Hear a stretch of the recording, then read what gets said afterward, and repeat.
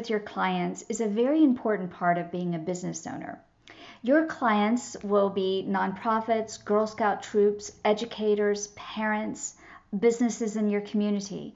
And there are certain ways that you can stay in touch with them, stay connected.